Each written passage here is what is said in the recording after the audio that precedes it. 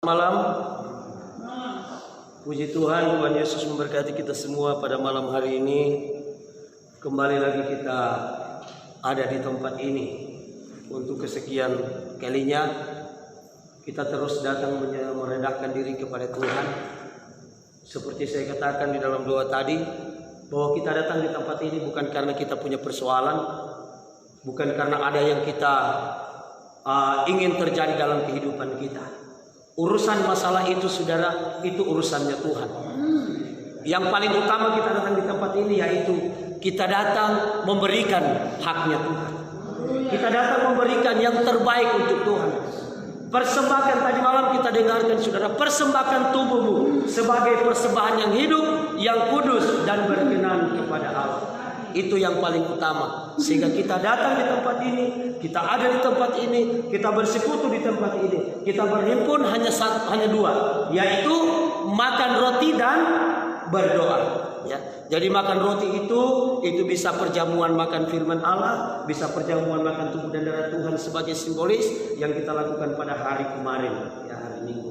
Dan saat ini kita akan memecah-mecahkan roti. Kita akan makan roti yang asalnya dari surga. Ya, seperti firman Tuhan katakan, makanlah aku maka kamu akan hidup. Itulah roti yang sebenarnya bagi kita. Karena itu saya rindu kita pada malam hari ini akan membaca kebenaran firman Allah yang saya ambil di dalam kitab Roma pasalnya yang ke-9, ayatnya yang ke-15 dan ayatnya yang ke-16.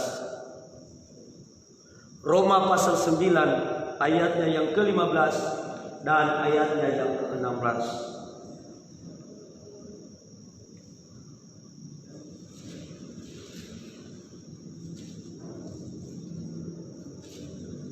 Firman Tuhan berkata seperti ini. Sebab ia berfirman kepada Musa, aku akan menaruh belas kasihan kepada siapa aku mau menaruh belas kasihan. Dan aku mau bermurah hati kepada siapa aku mau bermurah hati. Ayat yang ke-16. Jadi hal itu tidak tergantung pada kehendak orang atau usaha orang, tetapi kepada kemurahan hati Allah. Firman Tuhan saya berikan judul, saudaraku, yaitu bergantung atau berharap sepenuhnya kepada kemurahan Allah. Beberapa waktu yang lalu saya katakan, saudaraku, saya sampaikan firman yang berkata, makanlah aku maka kamu akan hidup. Itu adalah sebuah isyarat dari Allah supaya kita sebagai orang yang percaya kepada Tuhan tidak mempunyai kebergantungan kepada yang lain. Dan juga bukan kamu yang memilih aku, tetapi aku yang memilih kamu. Itu sama. Itu sejajar firman Allah ini. Supaya kita tidak memilih Allah lain, berarti kita tidak menyejajarkan Allah dengan hal-hal yang lain. Kita tidak boleh ada pilihan siapa kepada kita memilih siapa. Allah kah? Berarti ada yang lain kalau kita memilih dia. Sehingga dia berkata, bukan kamu yang memilih aku, tetapi aku yang memilih kamu. Nah, sekarang ini saudaraku bergantung atau berharap kepada kemurahan Allah. Sebab di sini kita tahu firman Allah disampaikan kepada Musa, aku akan menaruh belas kasihan kepada siapa aku mau menaruh belas kasihan. Dan aku mau akan bermurah hati kepada siapa aku mau bermurah hati. Jadi kalau Tuhan pilih-pilih siapa yang dia mau bermurah hati, siapa yang dia mau menaruh belas kasihan, di ayat-ayat sebelumnya, saudara dikatakan oleh Tuhan, berarti Allah tidak adil dong. Siapa yang bilang Allah tidak adil? Beranikah kita mau bilang Tuhan tidak adil? Beranikah kita mau bilang Sang Pencipta kita tidak adil? Sedangkan dia mengajarkan kepada kita keadilan dan dia akan menghakimi kita. Dia akan menghakimi kita dengan adil. Tetapi apa maksud daripada Tuhan? Supaya di sana dikatakan, jadi kita jangan bergantung pada kehendak orang, jangan kita bergantung kepada usaha orang, tetapi oleh kemurahan Allah. Ini berbicara kepada sampai nanti kepada hikmat manusia. Ya, tapi sebelumnya saudara, apa itu kemurahan Allah? Kita lihat dulu di dalam Roma pasal 2 ayat yang keempat. Roma pasal 2 ayat yang keempat.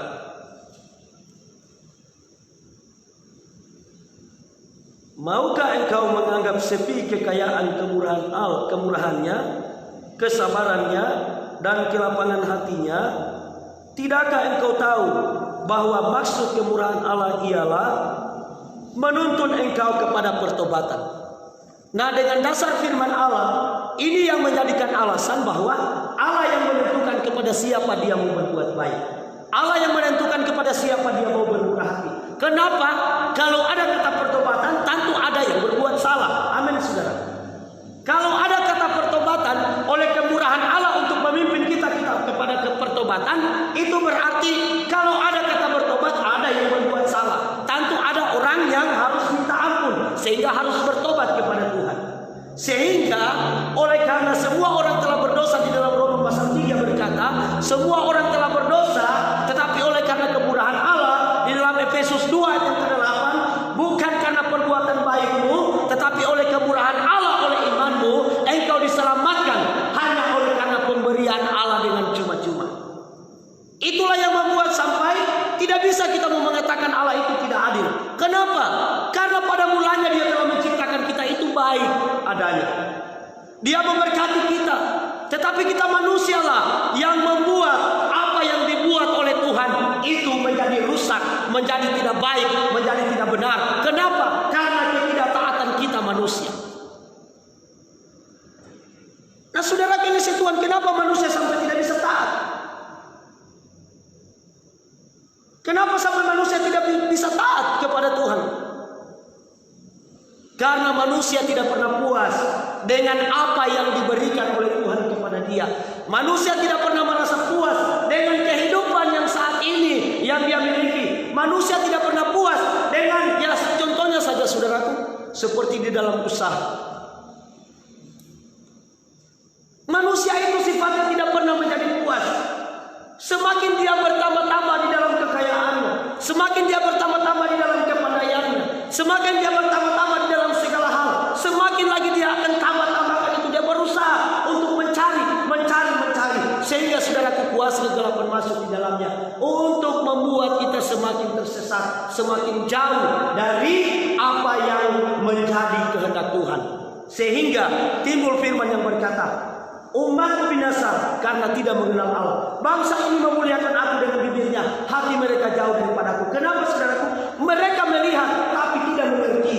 Mereka mendengar tapi tidak mengerti. Mereka melihat tapi tidak menganggap. Mereka tidak tahu apa yang mereka lihat. Apa itu yang mereka lihat? Ada banyak terjadi saudaraku sekarang ini. Apa itu saudaraku yang kita akan lihat dulu di dalam 1 Korintus 2 ayat yang ke-15. 1 Korintus 2 ayat yang ke-5. 1 Korintus pasal 5 pasal 2 ayat yang ke-5. Supaya iman kamu jangan bergantung pada hikmat manusia, tetapi pada kekuatan Allah. Supaya iman kamu jangan bergantung kepada hikmat Allah, hikmat manusia, tetapi pada kekuatan Allah. Kita tahu bersama apa itu kekuatan Allah, saudara. Injil. Injil itu adalah satu-satunya sumber kekuatan Allah yang menyelamatkan orang yang percaya. Bukan menyelamatkan manusia, menyelamatkan manusia yang percaya. Jadi yang tidak percaya tidak akan selamat. Injil itu kekuatan Allah hanya untuk orang yang percaya. Orang yang tidak percaya tidak akan menerima kekuatan, tidak akan mencari keselamatan. Di sini dikatakan firman Tuhan, jangan kamu bergantung kepada, supaya iman kamu jangan bergantung kepada hikmat manusia. Apa itu hikmat manusia? Kita sebagai manusia tidak pernah merasa puas ketika kita sudah diangkat sebagai orang yang berpendidikan. Kita masih mengejar pendidikan, itu tidak salah. Saudaraku, kita mengejar juga kekayaan, itu tidak salah. Tetapi jangan sampai engkau dikuasai oleh kekayaan. Jangan sampai engkau dikuasai oleh hikmat. Engkau tidak boleh dikuasai oleh pengetahuan yang engkau dapat dari manusia. Kenapa? Semakin engkau dikuasai oleh pengetahuan manusia, semakin engkau dikuasai oleh hikmat manusia, semakin engkau dikuasai oleh harta kekayaan, membuat engkau semakin jauh daripada Tuhan. Tidak salah kalau firman Allah berkata orang kaya sukar untuk masuk dalam kerajaan surga. Kenapa? Ketika dia bertambah menjadi kaya, dia punya pikiran, dia punya perhatian, dia punya kebergantungan hanya kepada harta benda yang dia miliki. Bagaimana supaya harta bendanya itu bertambah-tambah, supaya jangan dicuri orang, atau nanti ketika dia mati warisannya itu jelas kepada siapa, sehingga orang kaya pada umumnya, saudaraku, harus mempunyai anak. Dan tidak sedikit juga ada juga orang kaya yang memang pelit, tidak mau punya anak. Itu tidak kita salahkan, saudaraku, keinginan mereka masing-masing. Tetapi kita berbicara tentang kita orang yang percaya. Kenapa firman Allah jelas mengatakan supaya iman kamu jangan bergantung kepada hikmat. Banyak yang terjadi, saudaraku. Kita sudah lihat orang yang sudah ditolak oleh dokter.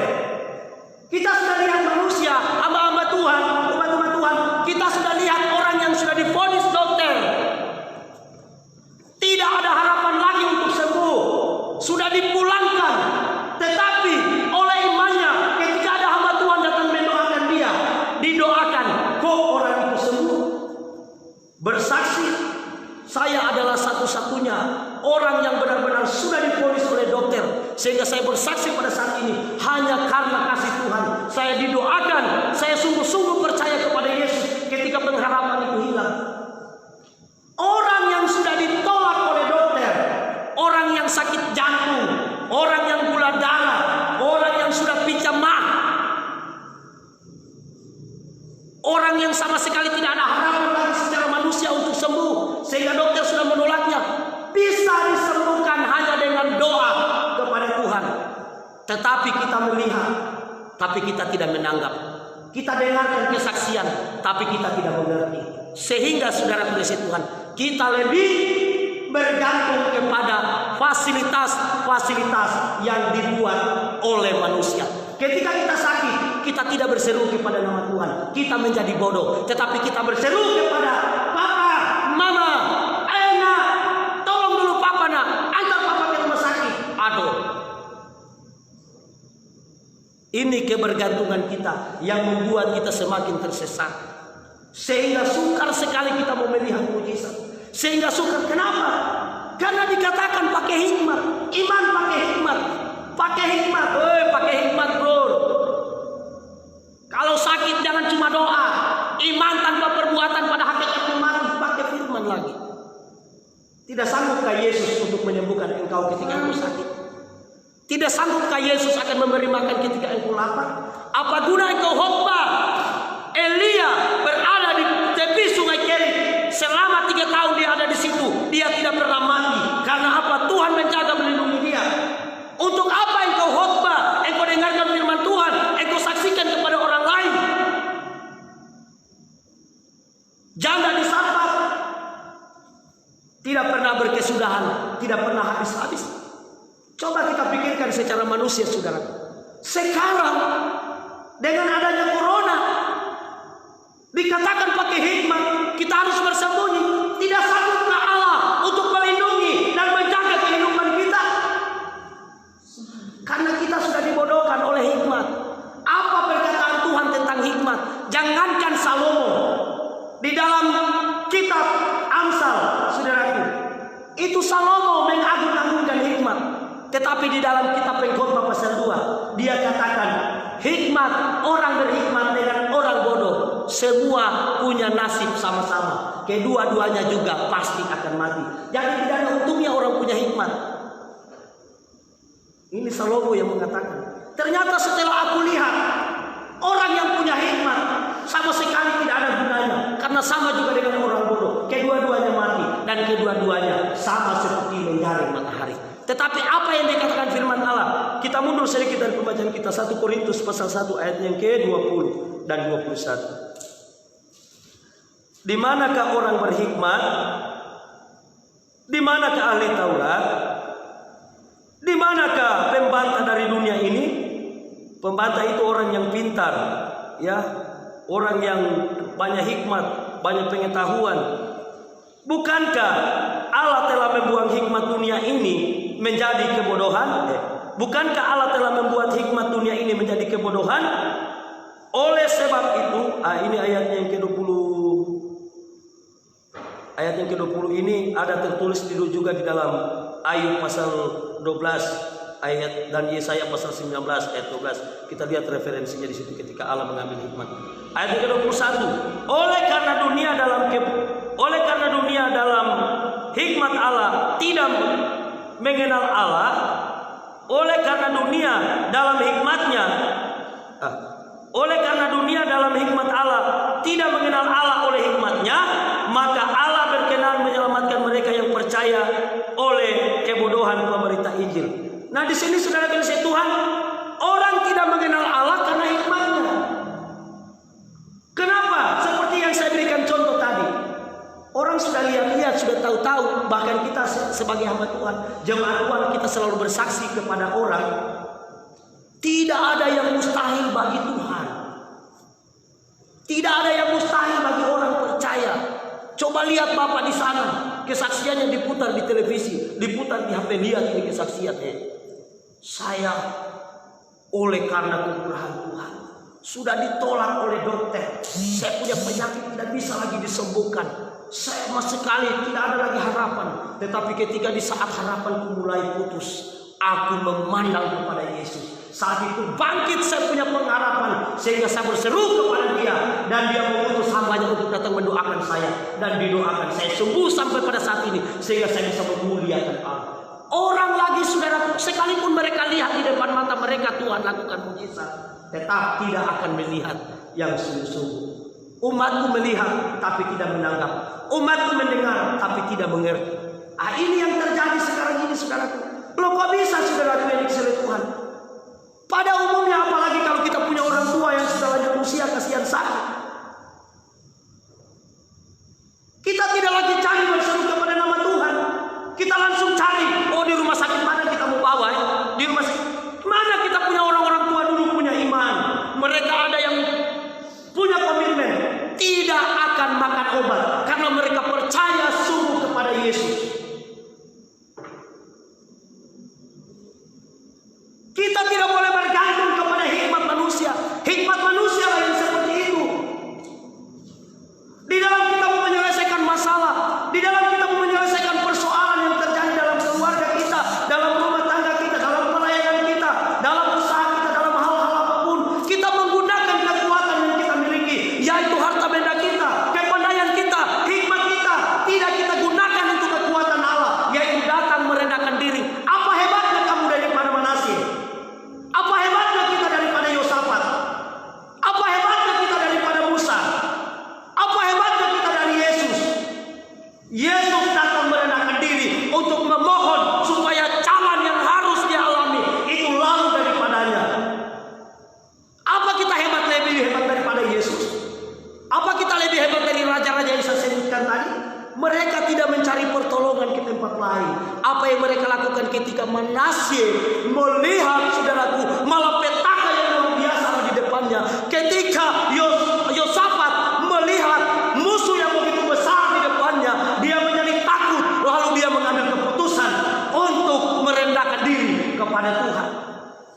Saya mau lihat saudaraku sekarang, selama kita tidak merendahkan diri di hadapan Tuhan, apapun persoalan Anda, apapun kita punya pergumulan yang berat saat sekarang ini, karena sudah waktunya, sudah masa penapisan sekarang ini, sudah masanya pemilihan Allah, sudah masanya umat-umatnya akan dipilih. Yang mana dia mau pilih? Mereka yang dipilih yaitu orang yang tahan uji, yang dilebur imannya di dalam api, menghadapi ujian, menghadapi cobaan, menghadapi tantangan, tetap komitmen untuk hanya percaya saja kepada kekuatan Allah, yaitu Injil yang adalah kemurahannya dia nyatakan kepada kita.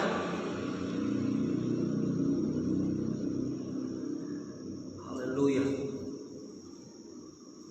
Kita lihat 1 Timotius 6 ayat yang ke-17.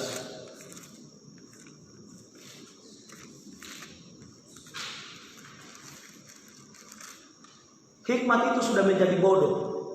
Akhirnya kita gembala-gembala yang menjadi bodoh. Kita rela cerai-beraikan kita punya domba-domba. Karena apa? Kita sudah jadi bodoh. Bodoh kenapa? Karena kita punya hikmat manusia. Pakai hikmat. Nanti kalau kita berkumpul begini, corona datang serbu kita, akhirnya dari satu orang menyebar ke sana. Saya bilang bukan main. So di mana kita punya iman? Iman kita sudah ditutupi dengan kita punya kepandaian. Iman kita sudah ditutupi dengan kita punya kekayaan. Iman kita sudah ditutupi dengan segala-galanya. Ini sudah ayat ke-17 dan 18 dalam 1 Timotius 6. Perhatikanlah kepada orang-orang kaya di dunia ini agar mereka jangan tinggi hati, ya, dan jangan berharap pada sesuatu yang tidak tentu seperti kekayaan. Itu kekayaan tidak tentu. Kita selalu menyanyi, ku tak membawa apapun juga saat ku datang ke dunia, ku tinggalkan juga ketika aku kembali. Adakah kita membawa kita punya kekayaan ketika kita kembali, saudara? Karena di sini firman Tuhan jelaskan bahwa jangan kamu bergantung pada kekayaan kamu, ya. Perhatikanlah kepada orang-orang kaya di dunia ini agar mereka jangan tinggi hati dan jangan berharap pada sesuatu yang tak tentu seperti kekayaan, melainkan kepada Allah yang dalam kekayaannya memberikan kepada kita segala sesuatu untuk dinikmati. Ya. Apa itu yang kita mau nikmati? Hidup di dalam damai sejahtera, hidup berpada-pada. Jangan kita khawatir akan hari esok. Seperti ada di antara kita ini, ya, seperti ibu, kasihan ibu Sumaida, ya. Sekarang ini dia bergumul, dia sampaikan pergumulannya kepada kami hamba-hamba Tuhan. Kami sampaikan, kalau kita datang untuk beribadah hanya supaya pergumulan persoalan kita terlepas, itu adalah salah di hadapan Tuhan. Tetapi kita datang di dalam tempat ini, yaitu datang untuk beribadah, mencari Tuhan dan kebenarannya. Hanya itu yang kita cari. Urusan-urusan lain itu serahkan saja sama Tuhan. Tuhan pasti akan bertindak. Tuhan, ini dikatakan, maka kamu akan menikmati. Apa yang akan dinikmati?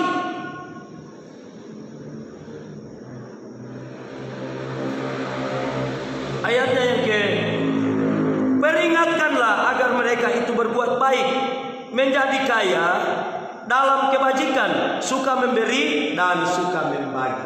Ya, inilah yang hilang dalam kehidupan saat sekarang ini. Sangat berat ketika kita menjadi orang kaya, saudaraku. Paling banyak orang-orang yang miskin. Saya saksikan seperti saya punya ipar, Bro Yusel. Luar biasa. Di dalam ketidakberadaannya, dia masih selalu suka membagi, suka memberi. Dia pergi ke pelayanan, pada umumnya hanya habis untuk orang-orang yang di jalan saja. Dia selalu berikan, saudara. Tetapi saya lihat dia sukacita terus, sekalipun dia punya kesehatan lagi kurangan. Di situ saya menjadi contoh, saudaraku, bahwa ternyata dalam kehidupan kita kita tidak boleh bergantung kepada hikmat manusia. Kita tidak boleh bergantung kepada hikmat yang kita terima. Kita tidak boleh bergantung kepada kekayaan kita. Sekarang dengan adanya corona, kita mau bergantung kepada kekayaan kita. Kita mau bergantung dengan fasilitas kesehatan kita. Seperti ulang-ulang saya katakan, apa sih kelebihannya kita yang ada di sini dengan kelebihan orang yang ada di Inggris? Itu Inggris penduduknya jauh-jauh sedikit daripada bangsa Indonesia. Mungkin tidak sampai 10 tahun, tidak sampai 1/5 jumlahnya penduduk yang ada di Inggris. Tetapi mereka yang mati terpapar oleh corona sudah 28.000, sedangkan yang sembuh baru 1.200 orang. Jauh banding. Apakah mereka di sana tidak punya fasilitas yang lebih canggih dari kita? Saya ulang-ulang katakan, saudara, apa hebatnya kita daripada raja-raja yang tertulis dalam kitab firman Allah? Tetapi kita, kalau kita datang merendahkan diri kepada Tuhan, benar-benar kita merendahkan diri. Apa itu merendahkan diri, saudara? Meninggikan nama Tuhan. Itu kalau kita merendah, dia menjadi besar, kita menjadi kecil. Yohanes 3:30. Biarlah dia semakin besar dan kita semakin kecil. Seperti doa Ibu Gembala beberapa waktu yang lalu. Saya tadi pagi mungkin, ya, saya sangat terinspirasi betul. Sama seperti padi, makin dia berisi, bernas, makin dia menunduk. Demikianlah juga kita sebagai manusia. Bukan karena kita semakin tinggi kita akan semakin sombong, bahkan kita akan sampai menyamai Allah. Lucifer sudah datang menggoda kita, dia membujuk kita, sehingga di dalam Ulangan 11 ayat 16, jangan kamu terbujuk. Kita telah terbujuk dengan keadaan dunia sekarang ini. Oleh karena kecanggihan dunia, sama seperti dengan HP. Sekarang, saudaraku, kalau dulu orang mau kirim surat, memberikan, sampaikan berita ke sana, harus ada orang yang disuruh kurir. Kemudian setelah itu surat, kemudian itu besel. Sekarang lagi HP. Akhirnya, saudaraku, iblis buat segala cara. Akhirnya sekarang lama-lama gedung gereja memang tidak berfungsi lagi. Karena apa? Orang sudah bisa ibadah di rumah, hanya lewat online saja. Haleluya. Kolete juga tinggal online juga, tinggal ditransfer, tinggal dikirim. Haleluya. Mana kebenaran yang sebenarnya yang sesungguhnya? Kita bergantung kepada apa yang dibuat oleh manusia, hal-hal yang disediakan oleh dunia. Itu kita bergantung kepada itu. Sedangkan firman Allah berkata bahwa iman kita tidak boleh bergantung kepada manusia, hikmat manusia. Itu adalah perintah yang disampaikan oleh Tuhan kepada kita. Bangsa ini memuliakan aku dengan bibirnya, padahal hati mereka jauh daripada aku. Mereka melihat tapi tidak mengerti. Mereka mendengar tapi tidak menanggap. Itu yang terjadi. Kita sudah lihat pertolongan Tuhan terjadi. Kita sudah alami sendiri pertolongan Tuhan dalam kehidupan kita. Sama seperti saya, tanggal 22 Agustus 2003, saya sembuh total dari penyakit mah saya. Sampai hari ini, Tuhan tidak pernah, saudaraku, meninggalkan saya. Saya tidak pernah mengatakan sampai saya pernah saksikan sama ibu bidan. Saya kurang mengerti di rumah sakit ibu. Karena memang sejak dari saya pemuda sampai saya menikah, saya tidak pernah berkecimpung di rumah sakit. Paling saya pernah datang di situ hanya mendoakan orang yang sakit. Saya tidak pernah datang seperti baru-baru ini. Ya, ada beberapa kali kita pergi mendoakan orang sakit. Saya tidak pernah mengalami seperti itu untuk datang sama ibu bidan untuk anak. Kenapa? Saya tahu jaga kesehatan dan saya tahu memelihara diri saya. Padahal tidak. Tuhanlah yang menjaga saya punya kesehatan. Tuhanlah yang menjaga saya punya tubuh. Dari tahun 2003, sejak saya lepaskan perbuatan-perbuatan tidak baik seperti minum-minum, merokok, mabuk-mabukan dan lain-lain, saudaraku. Tidak pernah. Bagaimana kita tidak mau sakit? Buka baju, minum minuman yang keras, merokok seperti apa, saudaraku. Bahkan kita naik motor seperti dibilang kepala jago-jago kita.